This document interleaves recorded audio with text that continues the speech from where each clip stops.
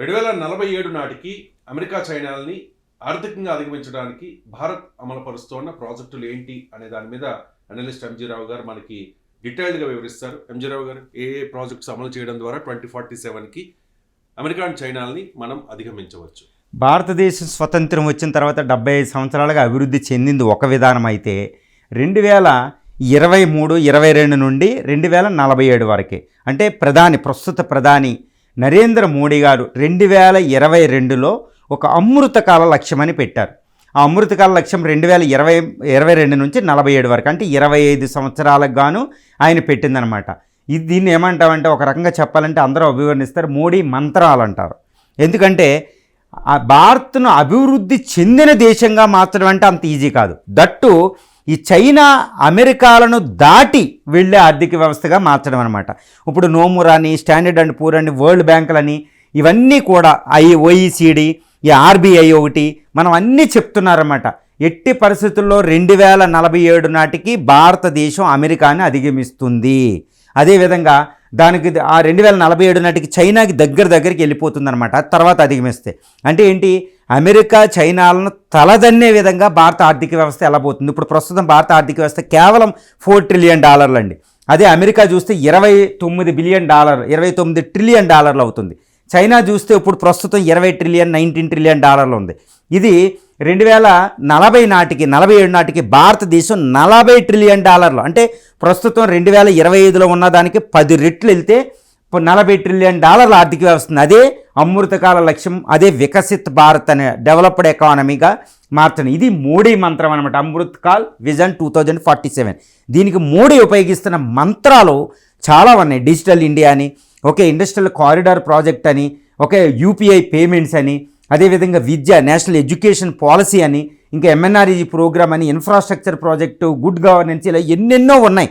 కానీ ఇప్పుడు national industrial corridor development programme అనేది పైకి ఏదో ఇండస్ట్రియల్ కారిడార్ అని కనిపిస్తుందండి.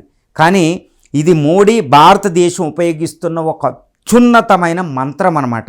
ప్రపంచంలో రెండో ప్రపంచ యుద్ధం తర్వాత జపాను, తర్వాత రెండో ప్రపంచ యుద్ధం తర్వాత మార్షల్ ప్లాన్ అని ఒక ప్రాజెక్టు అమెరికా, ఇలా ఎలా అయితే వచ్చినాయో ఇప్పుడు నేషనల్ ఇండస్ట్రియల్ డెవలప్మెంట్ ప్రోగ్రామ్ అనే 11 ఇండస్ట్రియల్ కారిడార్ ప్రాజెక్టే మోడీ మంత్రం.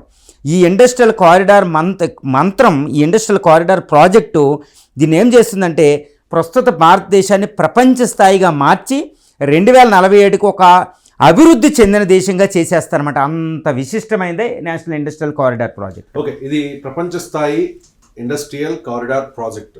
దీని ఒకసారి ఇండియన్ మ్యాప్లో మాకు ఎక్స్ప్లెయిన్ చేసి చూపించండి. ఎస్ అండి, ఇప్పుడు ఇండస్ట్రియల్ కారిడార్ ప్రాజెక్ట్ ఏంటంటే, ఇండస్ట్రియల్ కారిడార్ 11 ఇండస్ట్రియల్ కారిడార్స్ మనకి ఇంప్లిమెంట్ అవుతున్నాయి. ఇప్పుడు ప్రస్తుతం ఇంకొక 2-3 సంవత్సరాల్లో కంప్లీట్ అయ్యే ప్రాజెక్ట్ అవుతుంది. అదేంటంటే ఈ Mumbai to Delhi industrial corridor project.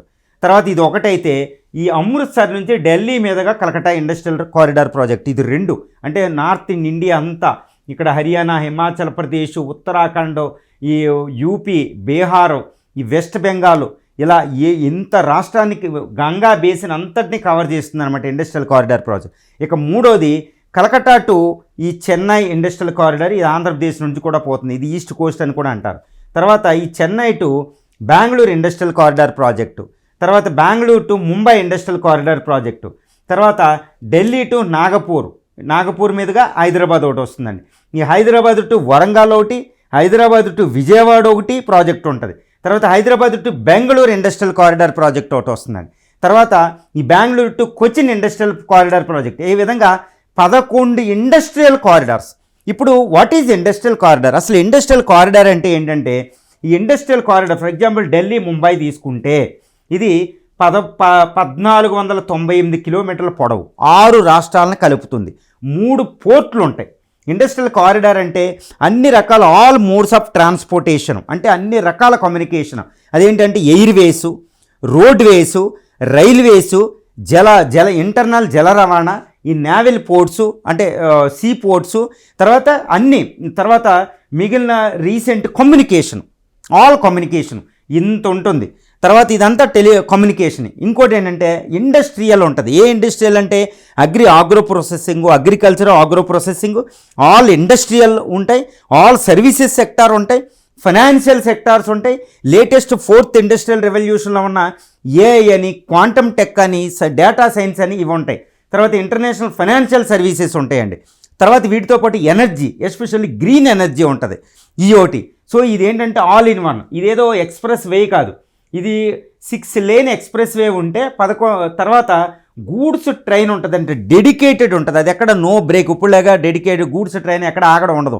అది ఎలివేటెడ్ కారిడార్ మీద ఎక్స్ప్రెస్ వే పైన ఉంటుంది. ఇంకా గూడ్స్ ట్రైన్ కూడా 100 కిలోమీటర్ స్పీడ్ తోటి వెళ్తూ ఉంటాయి అన్నమాట, ఎక్కడ ఆగదు. ఓకే, ఇది ఒకటి. అయితే తర్వాత పవర్ ఉంటుంది. ఇండస్ట్రియల్ కారిడార్ ఈ ప్రాజెక్టు ఇటు పక్కన 100 కిలోమీటర్, ఇటు పక్కన 150 కిలోమీటర్ల చొప్పున ఇండస్ట్రియల్ జోన్ కింద డెవలప్ చేస్తారు.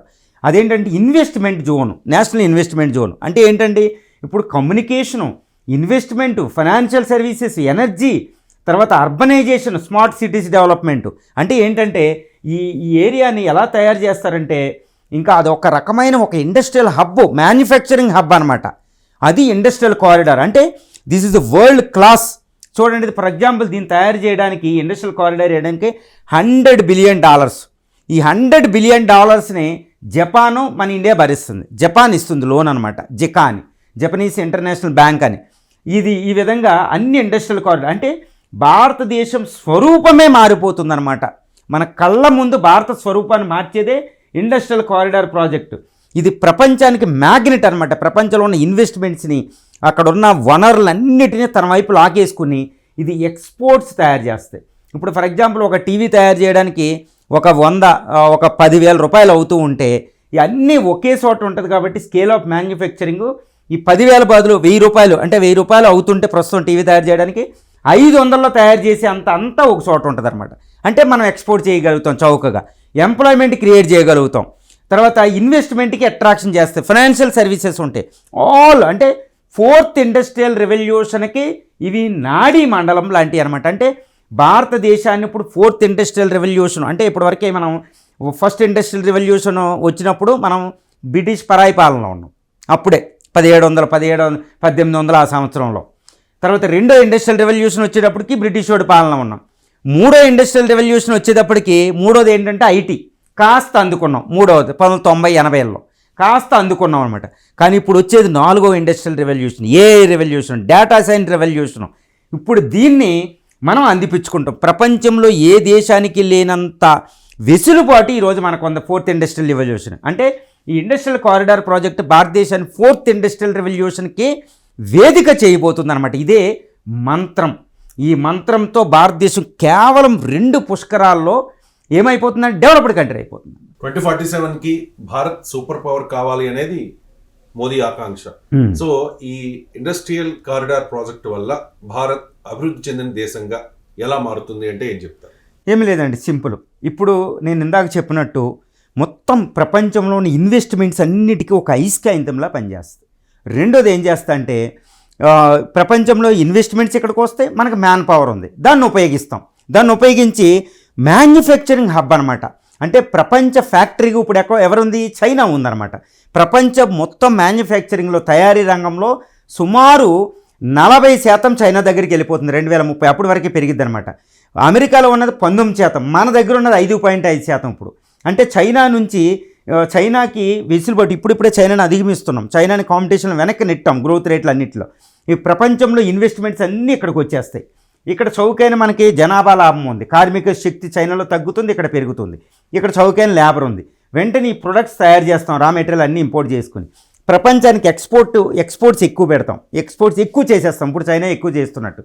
ఈ విధంగా ప్రపంచాన్ని ఎక్స్పోర్ట్స్, ఇంపోర్ట్స్, తర్వాత మ్యానుఫ్యాక్చరింగ్, అంటే ప్రపంచ ఫ్యాక్టరీగా, వరల్డ్ మ్యానుఫ్యాక్చరింగ్ హబ్గా మార్చేంత శక్తి వీటికి ఉంది కాబట్టి ఇవి అవుతున్నాయి అన్నమాట. అందుకనే ప్రపంచంలో డెవలప్డ్ కంట్రీ చైనాని దాటి, అమెరికాని దాటి మనం ప్రపంచంలో 2047కి ఇప్పుడు ఆశ్చర్యం వేస్తాండి. ఇప్పుడు 2025 చూస్తే ఎక్కడ దాటేస్తాం? అమెరికా, చైనాలు అవి ఎక్కడ, మనం ఎక్కడ అంటారు. నక్కకే నాగలోకానికి అంత డిఫరెన్స్ అంటారు. కానీ ఇది ఒక మంత్రదండం లాంటివి అనమాట. ఇవి మొత్తం స్వరూపాన్ని మార్చేస్తున్నాయి. సైలెంట్గా ఇంపులు భారత పాకుల యుద్ధాలు అవేవే చూస్తున్నారు. కానీ ఈ హైవేస్ ప్రాజెక్టులు చూడండి. ఈ హైవేలు ఏంటంటే ఇండస్ట్రియల్ కారిడార్, ఢిల్లీ, ముంబై, ఇక్కడ బుల్లెట్ ట్రైన్ కూడా వస్తుంది ముంబై. ఇదంతా ఒక స్వరూపాన్ని ప్రపంచంలో టెక్నాలజీ అంతటిని తెచ్చుకుని ఇక్కడ ఇస్తారు. ఫర్ ఎగ్జాంపుల్ హైదరాబాద్లో మెట్రో చూడండి. హైదరాబాద్లో మెట్రో అనేది ఒక మిరాకిల్ అనమాట. ఇప్పుడు బెంజ్ కారులో ఉన్నవాడు కూడా ఆ ఎల్బీ నగర్ నుంచి మియాపూర్ వెళ్ళాలనుకోండి బీహెచ్ఎల్లో, ఈ 70 కిలోమీటర్ల ప్రాంతంలో ఎవరు కూడా బెంజ్ కారును ఉపయోగించరు. ఎందుకంటే 2 గంటలు 3 గంటలు తడవాలి, అదేవిధంగా పొల్యూషను, ఒక డ్రైవరు కూర్చోవాలి, ఇదంతా కాదు. చక్కగా మెట్రోలో బెంజ్ కారు కంటే హోదా వస్తుంది. ఆ బెంజ్ కారు ఎక్కుతాడు, వెళ్తాడు, అక్కడ దిగుతాడు, కావాలంటే ఆటో కట్టించుకుంటాడు. ఇది ఇలా ఒక మిరాకిల్ అనమాట ఢిల్లీ మెట్రో, హైదరాబాద్ మెట్రో. ఇది ప్రపంచంలో ఇంత అత్యాధునిక ఇన్ఫ్రాస్ట్రక్చర్ని ఇక్కడ క్రియేట్ చేసేటప్పటికి మ్యానుఫ్యాక్చరింగ్ హబ్ అయిపోతాం అనమాట. ఇది ప్రపంచంలో డెవలప్డ్ కంట్రీ చేసి ఒక మంత్రదండం.